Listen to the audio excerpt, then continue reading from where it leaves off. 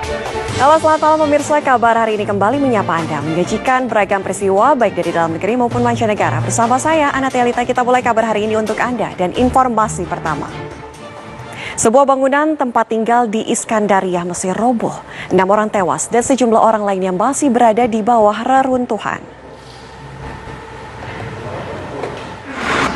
Azerbaijan terus mengerahkan tentaranya ke wilayah Kalbajar pasca kesepakatan damai dengan Armenia. Kehadiran militer Azerbaijan untuk membersihkan ranjau di wilayah bekas perang tersebut.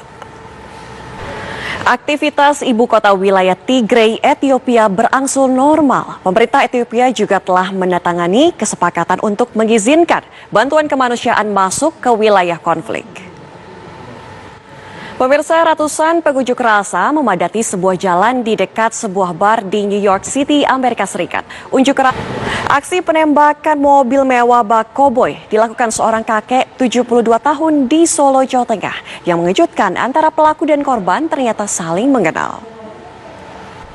Kali Serayu di Kabupaten Banyumas, Jawa Tengah meluap akibat curah hujan tinggi dalam 2 hari terakhir. 5 kecamatan di daerah aliran sungai terendam banjir.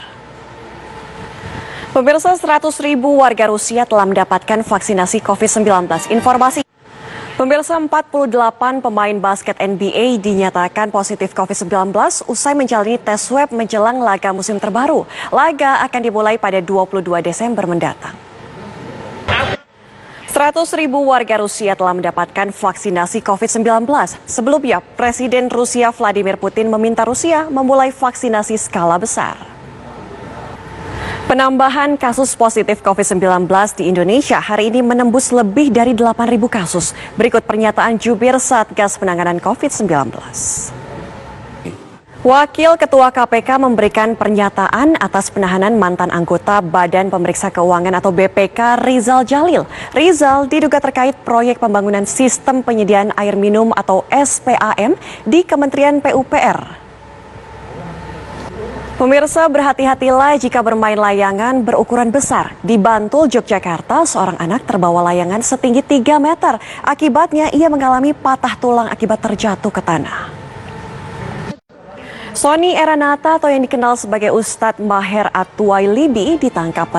Pemirsa, 6 orang hilang di Haines, Alaska akibat tanah longsor. Longsor juga menghancurkan 4 rumah di wilayah tersebut.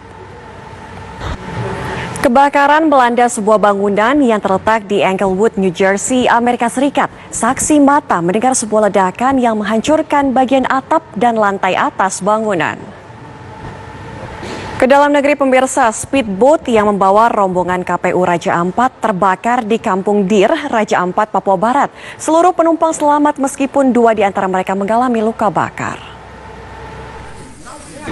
Sony Eranata atau yang dikenal sebagai Ustadz Maher At-Tuwailibi ditangkap Bareskrim Polri. Penyidik pun langsung menahan dan menetapkan Maher At-Tuwailibi sebagai tersangka. Menteri Pertanian Syahrul Yassin Limpo ditunjuk menjadi Menteri Kelautan dan Perikanan Pemirsa, detik-detik penyelamatan korban kebakaran di sebuah bangunan apartemen di Boston, Amerika Serikat terekam kamera ponsel milik seorang warga. Kebakaran hutan menghanguskan lahan seluas 6 hektar di San Diego, California, Amerika Serikat. Pemirsa, Israel menerima kapal perang tercanggih yang mereka pesan dari Jerman. 3 kapal perang lainnya akan diterima Israel dalam 2 tahun ke depan. Ketua MPR Bambang Susatyo dan Menteri Koordinator Politik Hukum dan Keamanan RI Profesor Mahfud MD menegaskan bila Beni Wenda melakukan makar, tindakan yang melanggar hukum internasional dan Undang-Undang Dasar Negara Republik Indonesia tahun 1945. Beni juga dinilai berhalusinasi dengan membentuk negara ilusi Papua Barat. Menteri Pertanian Syahrul Yassin Limpo ditunjuk menjadi Menteri Kelautan dan Perikanan ad interim.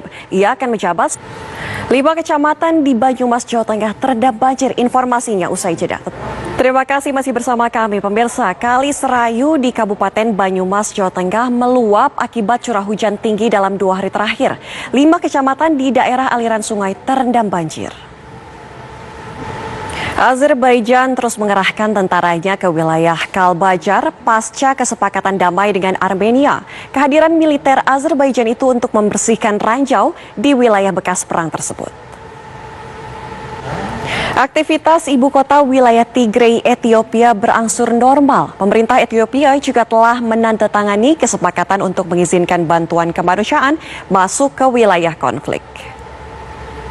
Informasi tadi menutup jumpa kita malam ini. Perbarui terus informasi Anda dengan mengakses laman tv1news.com. Beragam tayangan dan informasi terbaru yang bisa Anda akses setiap saat. Saya Anatelita pamit undur diri. Terima kasih, selamat malam, sampai jumpa.